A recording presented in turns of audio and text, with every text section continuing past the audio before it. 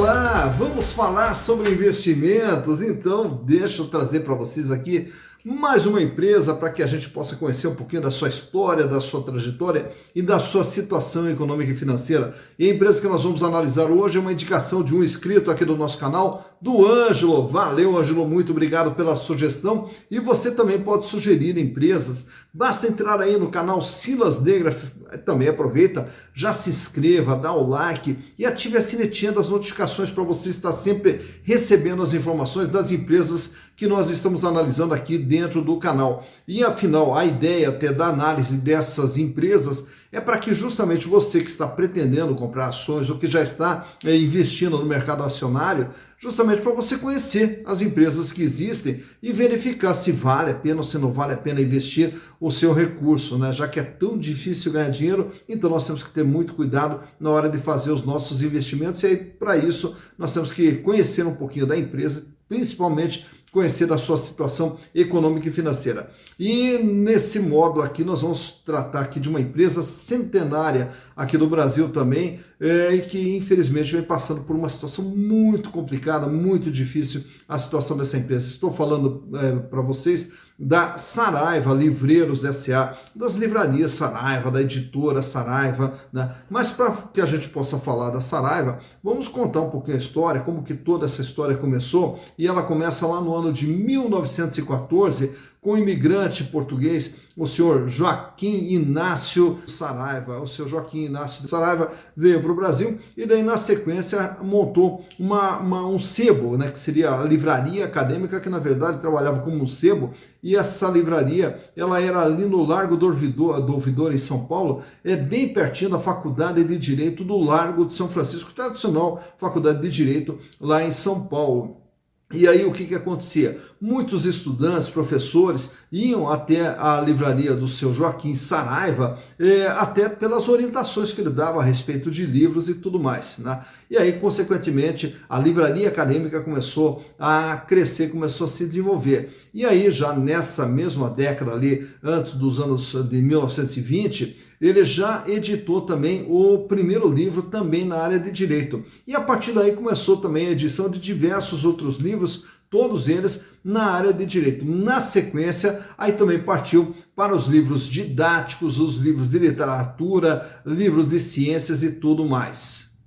Em 1947, aí a Saraiva já se torna uma sociedade anônima, porém ainda de capital fechado. E aí passa a ser chamado de Saraiva S.A., Livreiros Editores, né? E aí, na sequência, no ano de 1983, começa todo o processo de abertura de lojas em diversas cidades do país e principalmente quando os shoppings começaram a aparecer aqui no Brasil, e aí já começou a colocar as suas lojas também dentro dos shoppings, e daí na sequência essas lojas também se transformaram nas mega stores, né? Aquelas lojas grandes da Saraiva, onde era um ambiente propício para leitura, para tomar um cafezinho e tudo mais. Já na década de 90, passa a editar livro também na área de negócio, administração, economia, contabilidade.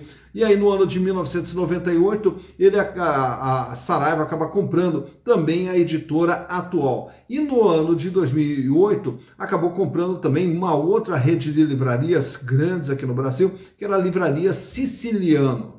E aí, na sequência, começa também o processo de investimento no chamado comércio eletrônico, tentando também fazer as edições digitais e principalmente as vendas através da internet. Mas a partir do ano de 2015, a empresa já começa a sentir sinais de desgaste, já uma dificuldade financeira, e aí acaba vendendo todos os seus ativos na área de edição, se concentrando no varejo, se concentrando nas lojas. Porém, isso não foi suficiente e na sequência, no ano de 2018, a empresa, sem muita alternativa, teve que pedir recuperação judicial. Então a empresa hoje está no processo de recuperação judicial, está numa situação muito, muito complicada, como a gente vai ver nos números daqui a pouco, né? E aí vamos analisar aqui o ano de 2018, 2019, 2020 e também do primeiro trimestre de 2021 para vocês conhecerem como que está sendo esse desenrolar do processo de recuperação judicial através dos números apresentados nas demonstrações contábeis. Mas vamos aos números. E aqui estamos então com as demonstrações contábeis da Saraiva Livreiros S.A., que, como a gente já falou, está em processo de recuperação judicial. Eu trouxe para vocês os balanços de 2018, 2019 e 2020 e também do primeiro trimestre de 2021. Então, através dos números, vamos acompanhar como que a empresa vem se desenvolvendo ao longo desse período em que se encontra na recuperação judicial. Começando aqui pelo total do ativo, que é tudo aquilo que a empresa tem dentro do seu patrimônio, que no ano de 2018 totalizava 978 milhões de reais. E aí já no ano de 2019 há uma redução aqui para 852 milhões de reais. E aí no ano de 2020, olha a queda que deu aqui, ó, 852 milhões de reais. Todo o patrimônio agora virou 333 milhões de reais. E no primeiro trimestre de 2021, fechou com patrimônio total dentro do seu ativo lá de 284 milhões de reais. Então vocês podem observar aqui o enxugamento que vem ocorrendo dentro da Saraiva. No ano de 2018, o capital de giro totalizava 483 milhões, o que era equivalente a 49,4% de tudo que a empresa possuía. Ela tinha um caixa aqui de 95 milhões, 91 milhões para receber, um estoque de 174 milhões e outros créditos de 122 milhões. Já para o ano de 2019, esse capital de giro reduziu para 233 milhões e com uma representatividade de 27,4%. E o caixa da empresa despencou de 95 para 20 milhões.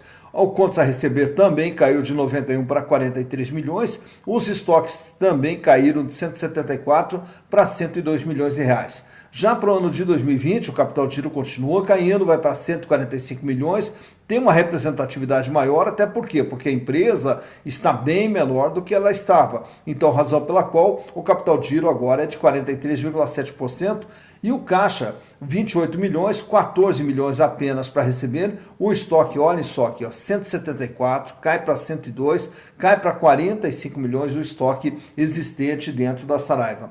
E no primeiro trimestre de 2021, o capital de giro cai mais um pouco, 127 milhões, e agora a empresa só tem 16 milhões de reais em caixa, contas a receber apenas 6 milhões, olha só, para quem tinha 91 milhões a receber em 2018, só tem 6 milhões e 500 para receber em 2021 no primeiro trimestre. Para quem tinha um estoque de 174 milhões, agora tem um estoque de apenas 26 milhões. Por aqui dá para observar o enxugamento que a empresa vem passando ao longo de todo esse período aqui. Já em termos de endividamento, o endividamento que era de 857 milhões no ano de 2018, o que representava 87,6% do que a empresa tinha, e sobrava ainda 120 milhões, que era o patrimônio líquido positivo. Né? Essa dívida, o pesado da dívida, 800 milhões, era no curto prazo, com fornecedores, né? E aqui um pouquinho de empréstimos bancários, 154 milhões, quer dizer, pouquinho perto dos valores envolvidos. Já no ano seguinte, o endividamento ele cai para 263 milhões no curto prazo, porém aumenta no longo prazo em função do quê? Justamente da aprovação do plano de recuperação judicial da empresa. E a dívida totaliza 1 bilhão e 24 milhões, com 120% de representatividade em relação ao patrimônio da empresa. Razão pela qual o patrimônio líquido passou a ser negativo, o chamado passivo a descoberto. No ano de 2020, fechou com 878 milhões de dívida, porém, com um patrimônio de apenas 333 milhões, deve 878, o patrimônio líquido ficou mais negativo ainda, foi para 545 milhões de reais de passivo a descoberto. E finalmente, no primeiro trimestre de 2021, a dívida de 848 milhões, também se comparada com o patrimônio de 284 milhões que a empresa tem, a dívida é praticamente duas vezes e meia maior do que tudo aquilo que a empresa tem, e o PL continua negativo em 563 milhões de reais. Então, como eu mostrei para vocês aqui, o capital de giro ele vem apresentando queda ano a ano, né? Já o endividamento ele apresentou elevação, mas se você observar, ele vem estável na faixa dos 848, 878, 857 milhões. Então, o patrimônio despenca, mas a dívida permanece praticamente do mesmo tamanho. Já em termos de faturamento, de resultados da empresa, olhamos aqui na DRE, um faturamento em 2018 de 1 bilhão 445 milhões, para 2019 o faturamento despencou para 669 milhões, para 2020 caiu mais ainda para 246 milhões. E em 3 meses de 2021 faturou apenas 23.401. E o resultado, que era um prejuízo de 301 milhões em 2018, 318 milhões em 2019, 419 milhões em 2020 e agora em 3 meses do ano um prejuízo de 18 milhões 623. Por aqui então dá para observar como está difícil a situação da Saraiva, as dificuldades que a Saraiva está tendo para poder se manter ainda funcionando, mesmo dentro do plano de recuperação judicial. Tá então analisado a situação da Saraiva Livreiros SA, né? A Saraiva que está nessa situação muito complicada aí, como vocês puderam observar. E uma das coisas que a gente sempre fala aqui no canal, que a nossa torcida é pela recuperação dessas empresas que fizeram, que fazem a história aqui dentro do Brasil, como é o caso da Saraiva, e nesse setor também outra empresa que está com uma situação muito complicada também são as livrarias Cultura. Então são empresas tradicionais que enfrentam diversas dificuldades. Não vamos entrar aqui no mérito da questão, se é questão de gestão, o que houve que levou a empresa a essa situação, mas fica aqui sempre a nossa torcida para que essas empresas possam se recuperar, porque como a gente sempre fala, as empresas, quando elas estão bem, elas geram emprego, geram renda, geram desenvolvimento, o que é necessário para todos nós aqui no Brasil. E para você que é investidor, você que é acionista, o importante é justamente você saber como que está a situação das empresas e para verificar os riscos envolvidos na operação, porque conhecendo os riscos você já se torna mais consciente na hora de fazer as suas aplicações e principalmente através das informações você tem possibilidade de potencializar as probabilidades de ganho dentro das suas aplicações. E é esse o nosso desejo. Consequentemente, o que eu posso dizer, bons investimentos para vocês.